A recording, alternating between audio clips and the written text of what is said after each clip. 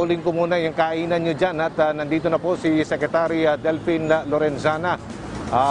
Live po dito sa Bantayog ni Andres Bonifacio. Maayong buntag, Sec. Maayong buntag. Opo, nabigyan po ng mensahe ng Pangulo pero nandun pa rin po yung ang ating pong challenge sa COVID-19. Sir, ano pong nakikita yung kahalagahan po na talaga nito po? 2020, may pandemya tayo dito po sa commemoration ng kapanganakan po ni Andres Bonifacio. Secretary. Ang ating nagdirawang dito ay hindi naman yung kapanganakan niya, kung hindi yung mga ginawa niya nung sila ay nag-imagsik sa mga tawag ito, Spaniards. We celebrate the life of Andres Bonifacio because he initiated or he was the pioneer. Siya yung nauna na maghimagsik sa mga Kastila. That is what we are trying to celebrate. Of course, unahin muna natin yung kapanganakan niya kasi kung hindi siya pinanganak, wala naman siya rito. So that's the essence of this celebration. To celebrate his life, to commemorate it, to show to our young the youth na si Andres Bonifacio ginawa niya ito kahit because of his life to free our people from any oppression. Bakit po ang oppression, Secretary? May iba po tayong issue dahil ito pong nakaraan lang ay napatay po yung anak ng isang kongresista dyan po sa Surigao na anak pala niya ay isang rebelde. Ano po ang paalala sa likod po ng pagkamatay ng anak po ni Bayan Muna Representative Eufemia Pulyamat? Napatay po sa kwento kanyang anak, medic pala ng NPA, Secretary. Yeah. Kanya na nga, sabi ko nga, nakikiramay ako sa kanya, kay Congresswoman Pulyamat, sa pagkamatay ng kanyang anak. Alam kong mahirap na mamatay ng anak. Hindi natin pwedeng sabihin kung ano yung nararamdaman niya, kasi hindi naman natin naranasan pa yun. Pero ang panawagan ko lang ay kung hindi titigil itong kanilang mga tinatawag na armed struggle o magsikan laban sa gobyerno, ay hindi ito titigil itong mamamatay na mga bata. Marami ng mga dating estudyante na kanilang na-recruit sa mga universities ang namatay sa pakikipaglaban sa tropa ng gobyerno. So, ako'y nananawagan kung pwede lang siguro Congresswoman Pulyamat at Team Makabayan Black na itigil na natin ito. We call upon you to stop this armed struggle. Let us cooperate.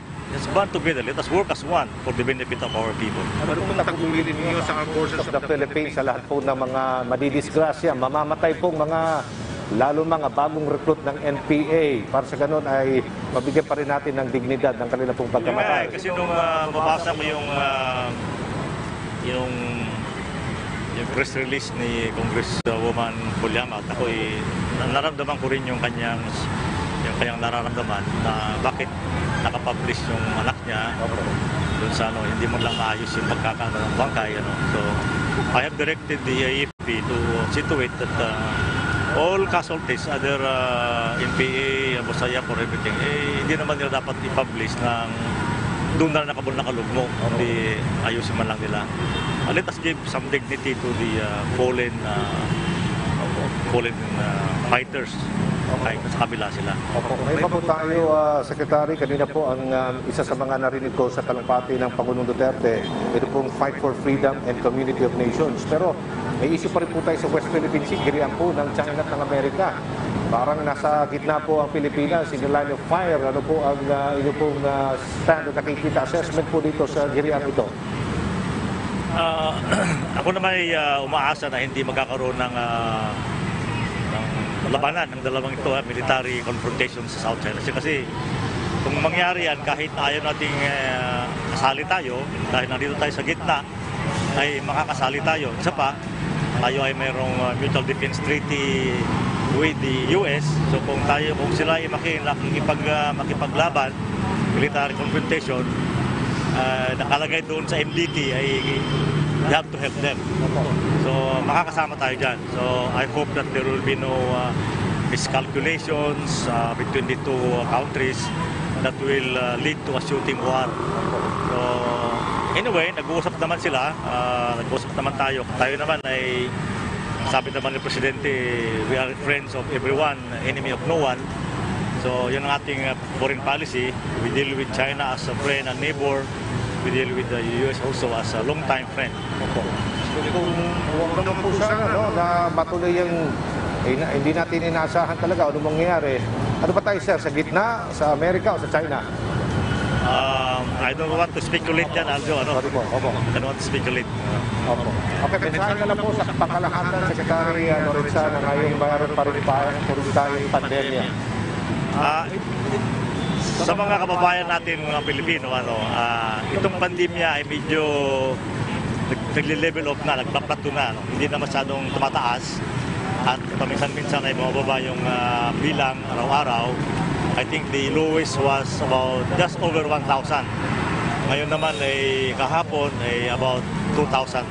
So naggaganong-ganon na tayo. Kaya lang, ang dahilan doon ay karamihan sa ating mga mamamayan ay alam na yung gagawin.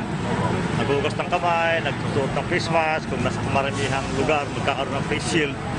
Pero pagpatuloy po natin yan, ang mga ginagawa na yan. Dahil ito pong COVID na to ay ang karakteristik nito, biglang na lang susulpot kung hindi tayo mag-ingat. Nakita naman ninyo yung nangyari sa ibang bansa. Nagkaroon sila ng second wave at mas malaki pa ang prejuisyo.